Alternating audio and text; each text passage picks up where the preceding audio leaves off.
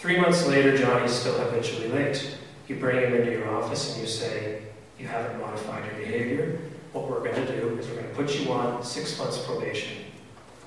This means you still get to come to work, you still get paid, but at the end of those 6 months, if you have not modified your behavior to our satisfaction, you are gone.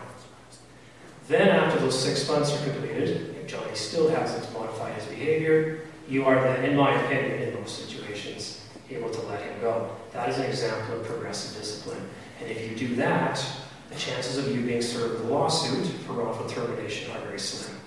If you don't do that these days, the chances of you being served with a lawsuit are quite good.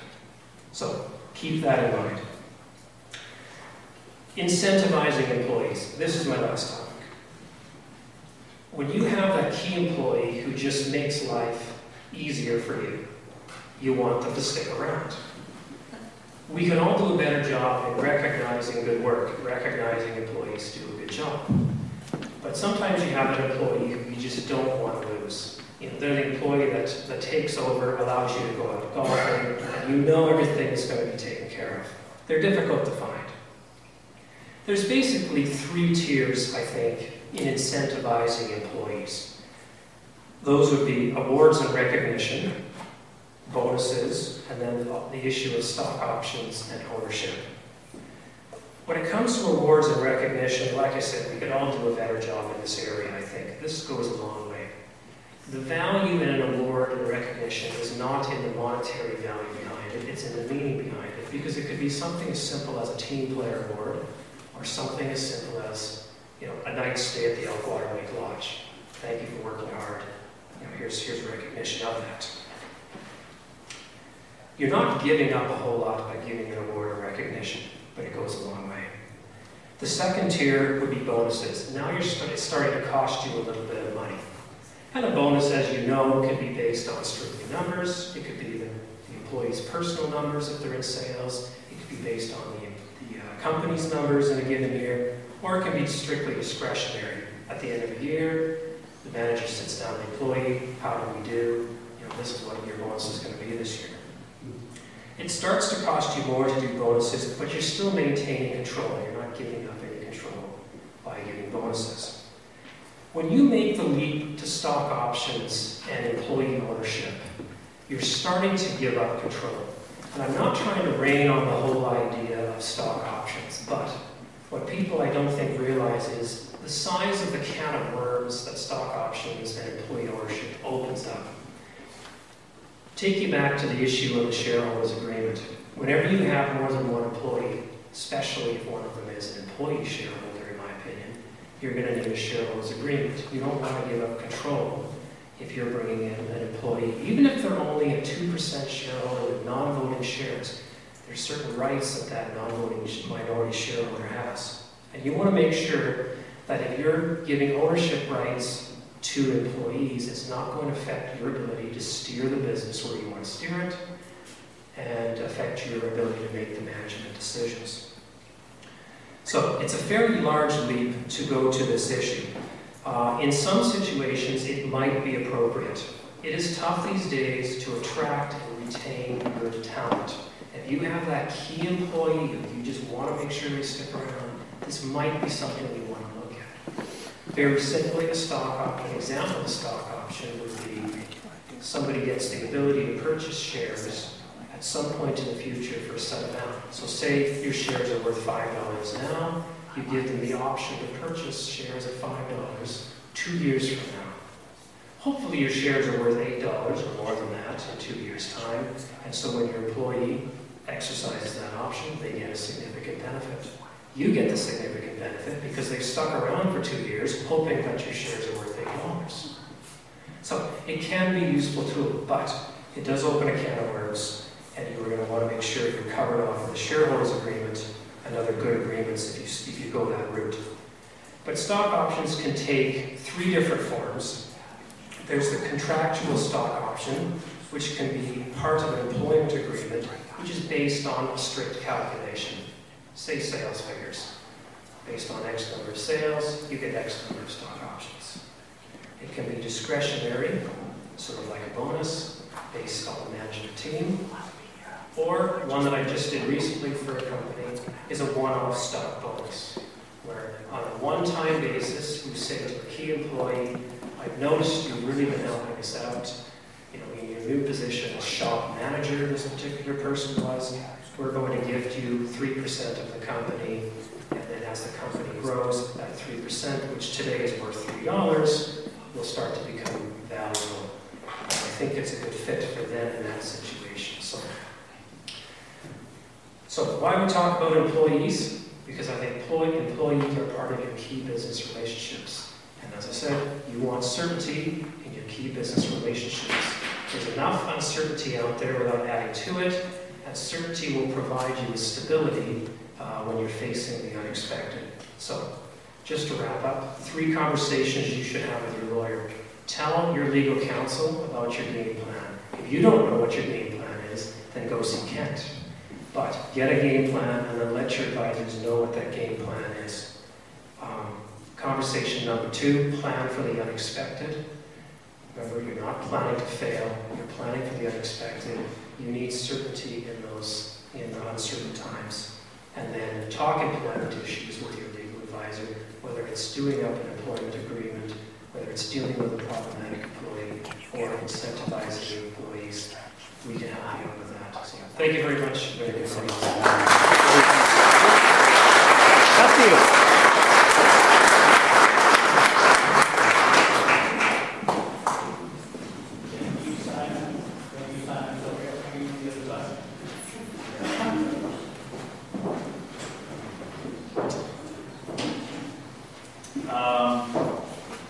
One thing I want to make sure that you avoid that.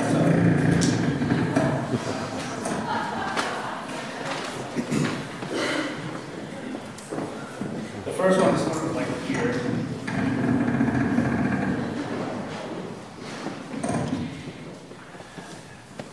Is this good stuff? I'll take this as a yes. Good stuff.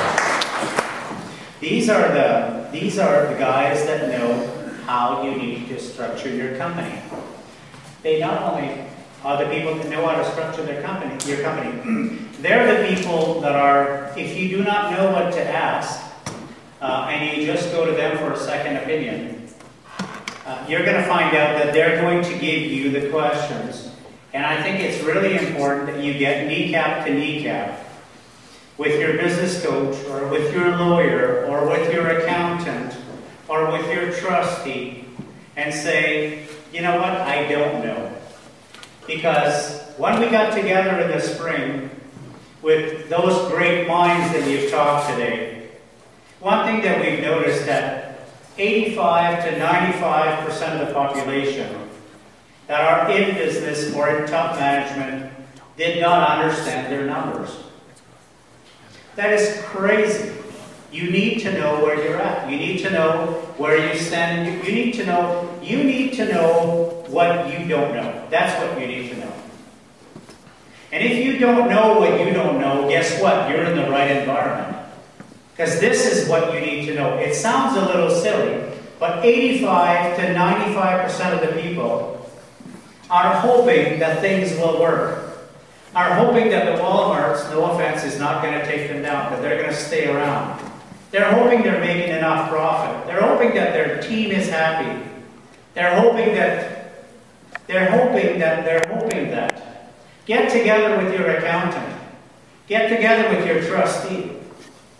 And great questions, by the way. Start preparing your questions. I think for the panel, we have one more topic right now. But we've got some great questions. And take your little question things and write them down. We're not going to say, oh, by the way, Bob from restaurant ABC wants to know, how do we get rid of cockroaches in the basement? Lisa and I are going to filter your questions. Where's Lisa? Somewhere. There we go, sorry.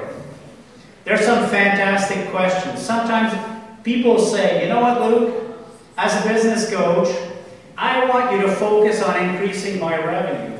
We had a drywall client that if we would have listened to them, they would have been out the door so quick because they couldn't cash flow the growth that they wanted.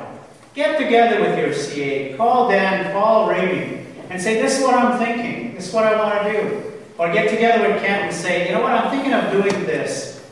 Or we're trying to retire in 3 or 5 years from now. We'd like to sell the business. Should I sell? Do we have the right key people? You have an opportunity while you're here to make a note and get one of those guys to give you 1 hour of their undivided attention to get a second opinion. What's more important, profit or margins? What's more important, should I make more money or should I have more money saved at the end of the day? This is all important stuff. I just wanted to say that these people are passionate about making sure that you grow.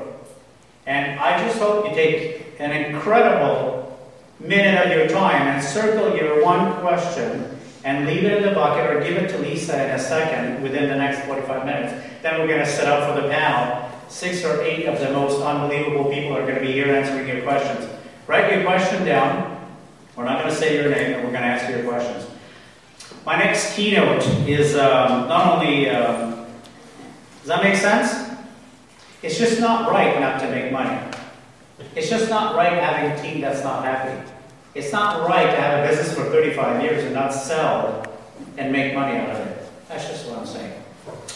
My next guest is not only a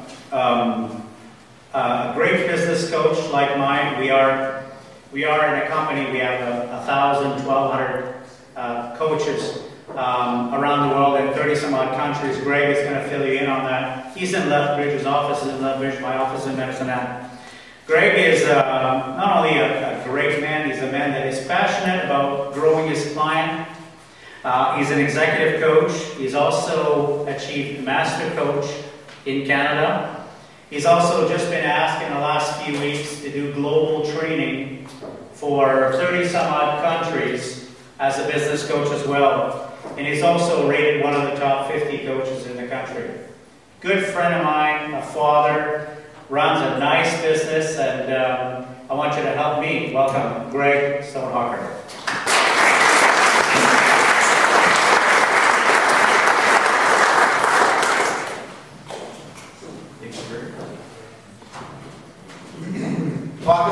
Back up here 1%. I just want to say thank you first off, and talk about giant among men, which is really good. Every time I see him, I said, I just didn't know you were so tall. It's the speaker thing right up and make you look bad. So, Greg, go ahead. Thank you so much. Thank you. Excuse me. You have to apologize, or I have to apologize. Kids just went back into school. I have 4 little ones. One turned 8 today. It's his birthday. I also have a 4-year-old that woke me up at 2:30 this morning. So if I fall asleep, just kind of push me off the side or something like that. I have a 2-year-old, and then I also have a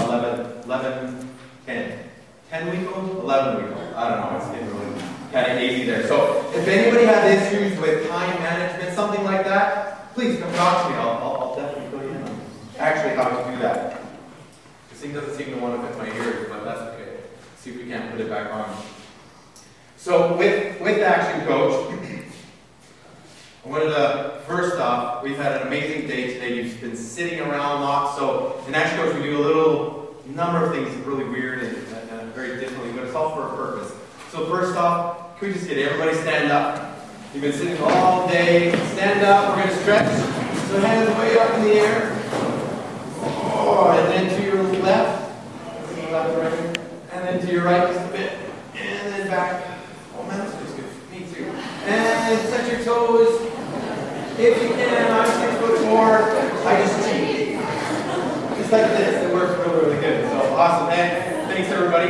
Round of applause and then sit back down. Okay, perfect. All right, so end of the day, got to make sure that we're excited. Got to end off with a whole bunch of energy. We start with a whole bunch of energy. Thanks, Goopy. Appreciate that. Now we want to make sure that we end off, and then we're going to have a panel that goes really well. So I wanted to introduce you to, first off, Action Coach. A lot of you know Luke. I've been around Action Coach for about 3 years. I own the firm in Lethbridge, and it's been an amazing ride from day one. It's interesting, we had Mr. Culp here earlier. And Kent, where are you? Oh, we just stepped out. I made fun of him. So you guys will tell him later. Oh, okay, perfect. So he's talking about David Culp being about 12, so that makes me probably about 8. Not quite sure how old David was, but it's good to be young. A lot of people in Action Coach, I think I surpassed most people by about 20, 30 years younger than most of them, but that's okay. With energy comes a lot of other things, and through past experiences that I've had, everything from an international business, supply chain management, and working for companies, one of the largest supply chain management companies in the States, working for Microsoft and Kodak, bringing things out of Asia. And as well as working up in Fort McMurray for Syncrude. Anybody been to Fort McMurray? Anybody go back?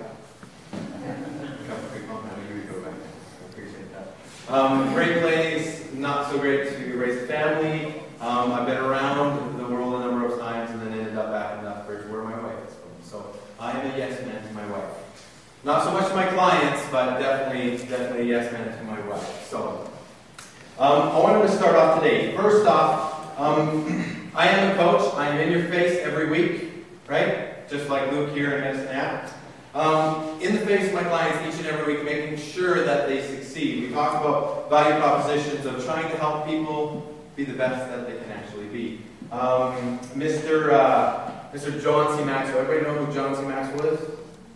Anybody know? 21-year people. Okay, perfect. Let me start off. I know it's the end of the day. I need a little bit of participation. So everybody raise up your left hand. Okay, everybody go hand your right hand. Okay, perfect. So they all work, so that's good. So we're going to use them throughout the day, making sure that we actually stay a little bit engaged in this, get some blood flow so that it actually goes to your brain, so what we're actually talking about actually sinks in there. So, John C. Maxwell talked about trying to make a difference, right? And he said, I want to make a difference in my life. And so I want to make a difference because that wasn't much, right? In my life, young age, I've made a difference in many different ways in sporting, in business, with my family. But he kind of went on to, I want to make a difference with people who want to make a difference. Not just with people, but with people who actually want to make a difference. So I am super pleased that Luke actually invited me out to come speak with you guys today because this is people who want to make a difference. So I like being involved and making a difference with people that want to make a difference. Now that still doesn't stand there. You need to move on to the next level, which is I want to make a difference with people who want to make a difference doing something that makes a difference, right? That's that next level. But once again, we know that talking about I want to make a difference with people who want to make a difference, doing something that makes a difference, like feed Africa. But the problem is if Africa is full, there's no point in feeding, right? So we need to make sure that we want to make a difference with people who want to make a difference, doing something that makes a difference at a time that actually makes a difference. And I want to say that a leadership summit, not only in Medicine Hat, but we're going to continue on this and do it in Lethbridge as well. This is the time, right, that we need to make a difference, not only for business, as once again Mr. Culp talked about this morning. This is the time to make a difference in your business, to make a difference in your life, and the people that you associate with. So, first question up. Can I, and I have we up there, as Luke was going to actually jump up and help me present this today. But he's been so overwhelmed with doing everything else, and once again, great job, Luke. So hence the we up there. But I'm going to ask you, can I be your coach for the next, I guess, 40 minutes now? Can I be your coach for the next 40 minutes? Everyone? Okay, everybody's not, see, he raises his hands, I like shout out. So you guys say yes, please. Yes? Yes. Okay, perfect. You guys know what that means? No. Are you sure you want to say yes then? No. Okay, good. Everybody's like, yeah, you can coach me. Are you sure? Do you really know what that means? Well, thank you. I do appreciate that. If anybody really desires to be coached, and stand up here, and we'll definitely coach it and definitely break through a number of things in your business or into that. But hopefully I can do that as a group. So, first off here, just a little bit about Action Coach. We'll just kind of go through it quickly. Once again, Action Coach is the #1 business coaching firm in the world. We're in 39 different countries, about 1,000 to 1,200 offices around the world. It's a huge, huge company and based off of some amazing principles and amazing culture. Now, Actually, Coach has probably one of the best, what I call visions, and just kind of being around that, a very good value proposition. And that is world abundance through business re-education. Now, who here, it's like, I'm like kind of beauty pageant standing up here. I believe in world peace, but I actually believe in world abundance, so it's almost kind of the same thing. But what a great vision to belong to, that is world abundance through business re-education. Right? We're all very extremely educated, and we take little twists, and we learn different little things, and we have what Luke called earlier, BFOs. Okay? Some amazing things from Mr. Cooper earlier on this morning, just changing a little bit of the way that we look at things, or what our business is. And that's where the re-education comes in, because we're never done learning. Okay? Now, on average, we're about 15,000 business owners a week, and what can I say? We kind of get around. So, but that's kind of the point of actually getting in with businesses and truly helping them out. Now, I'm going to mess around with your minds, and is that okay? Everybody kind of mess around with your minds today? Yeah. Everybody's like, no. I want to teach a couple principles that we teach our clients and making sure that they understand this. Now, we have this line here. Everybody can see the line up here. And where's Remy? Let's see if we can. See, it doesn't work, man. Yeah, see, it is. Challenge, challenge, challenge. Looking at this, we have a line here in the middle, and it's called the line of choice, or the line of accountability, some people call it. I call it the line of choice because we have areas in our life where we need to make a choice. We make that commitment, or whatever it is, we have that choice. Now, we can either choose to be above that line or below that line. A little different than estate planning with Ken, but this is more of a mindset feeling. You can be above that line, which is ownership, accountability, and responsibility. Now, once again, just like how we do this, we shout out yeses, we raise our hands. I love everybody to kind of shout these out, just to lock them into your brain because I already know them. I want to make sure that you guys know them and can leave this. So, can everybody read this out to me? The first one is ownership. Next one, accountable. Next one, responsible. Excellent, perfect. So that's above the line. Now below the line, let's jump down in there. What's the next one? Blame, excuse, deny. Excellent. So what's a fancy word for excuse? Anybody know? Reasons. How many reasons do you come up with, or do we come up with on a daily basis? Okay? But looking at that, I want a percentage. Shout out a percentage. The people that you see out there, employees, whatever it is, what percentage is above the line and below that line? Just throw it out. What do you think? People live in. 80-20? 80 on top? 80 on the bottom. Okay, anybody else agree with that? Okay? I usually found about 90-10. That's what I usually find. About 10% above that line and 90% below that line. And that's a sad state. But that's the victim state, and you walk into any major corporation out there and you find a whole bunch of victim mentalities. Agreed? Ever see that? I've been in corporate Canada, corporate America even, and it's running rampant, and we need to change that by taking a little bit more ownership above that line. But that's where the victory lands, and that's where the results happen, and that's where things actually start taking place. Okay? So to truly be successful, where do we need to be? Above that line or below that line? Above that line. Okay, excellent. Now, Luke talked about this earlier about the blinding flashes of the obvious. See, there's the BFOs. Now, does everybody understand what a BFO is? That's that aha moment going, yeah, I knew that before, but that was perfect. I really needed to hear that today. Okay? Those are the ones, and those are the things saying your brain is telling you they're important. Remember them. Who has here been traveling home from work one day and had that BFO or something I did going, I need to do that, that's a great idea, and then didn't write it down and got home and forgot about it?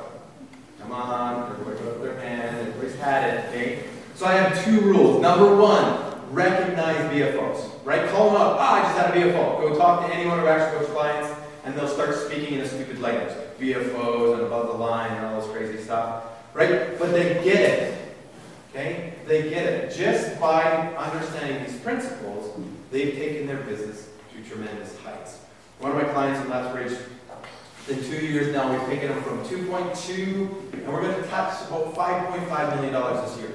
Okay? Just through the principles that I'm going to teach you today. Who would like to grow their business by, I don't know how many percent that is, but who would like to make that much money? Or maybe you all do. I don't know. I'm not quite sure of that. Right? Who would Back to the BFOs though. 2 rules. Number 1, recognize that it's a BFO. Number 2, write it down. Okay? I even have an application, an app in my iPhone that actually get it out. When I have a BFO, because I'm driving and now I'm going to get a $172 ticket if I do this. But I actually hit it, and then I can say it. Remember to take out the trash tomorrow. Right? Whatever it is, I can put it in there, and it types it up to me, and it sends me an email, so it pops in my email box, and it has it all typed out exactly what I said so I can remember it. There's many things to actually get us involved with our own life. So, now we have a formula for success. Okay? The formula for success is, everybody read that out? B times equals. Okay, excellent. So who would like to have more? Okay, what would you like to have? Have more money? Have more time? Right? Have a better team? Right? Whatever it is that you want to have, there's a formula. It's called B times 2 equals half. Who's heard this formula before? Just show of hands. Okay, a couple people? Excellent. Now, so those that don't understand this or have never seen this before, B is how we think and who we are. Okay? Our being is who we actually believe. I want to be this. It's up here in our thoughts. So the interesting thing is we do what we think. Okay? So we are what we think. Correct? Right? So if we be, or if we think crappy, then we do crappy things, thus we get crappy things. Right? That's that poop that goes downhill earlier. Right? It's the same thing in our brains. We start here, and it comes out in our actions. Alright? There's an amazing theory out there that talks about how things come into our brain and come out in vibrations or in the actions that we actually take, thus getting what successful people do or unsuccessful people don't. And this is the key. It's B times 2 equals half. Now, I've kind of played around with this formula because I wanted to add a little bit more power to it for my clients. And this might just kill me, this ear thing. Sorry. Do you have that mic? Put it up here. Just use this one? No, there should be a handheld mic. Oh, it's got, oh, there it is. Is everybody okay? Can everybody hear me? Can everybody hear me without it? Yes. Oh, even better. Okay, perfect. I don't have to keep touching my ear. I feel a little bit crazy. Let's see if we can slide this thing off. No, maybe. Okay, 1 second. You guys are gonna have to apologize for me. That's right, tap dance. There you tap dance. All right, good tap dance. Moving 6 forward. Let me give you that. And I'll give you this. Okay, perfect. Now, I played around this once again to give more power to my clients to actually move forward in their lives. So it's B times 2 equals half. But the neat thing here is I said, I want more power, so what can I do? Well, let's start playing around with the formula. Because if you're being 10 out of 10, and then you're doing nothing, right? So that's sitting on the top of the mountain and owning your way to success. Right? You can't do that. So 10 times 0 equals 0. Wonderful. But at the same time, if you're not being, and you're just taking a whole bunch of actions, oh, I'm working so hard, Greg, I'm doing everything, but you're not doing the right things, you're not being the right person. So guess what you're getting? Nothing. Because that's what you're just showing me. That's what the results tell us, right? When we'll talk about accountants at the end of the year. Okay? That doesn't work. So I said, okay, how do we put a little bit more power to it? Well, using math, I throw in an exponential number. So the formula is B times due to the power or the exponential power of your what? Or your purpose. What is the purpose? Okay, we talked a lot about having the purpose of helping your customers, of helping people that you serve and working on things. We heard Marliese upstairs talking about giving back and being part of the community and doing a lot of those type of things. It's the success versus significance talk again, everyone. Right? It's around your purpose. And the bigger your purpose, the better your why is, the more powerful you're being to do. Thus, you're going to get what you go to work. Anybody know what the definition of insanity from Mr. Einstein is? Hands? Okay? Doing the what? Same thing over and over again and expecting a different result.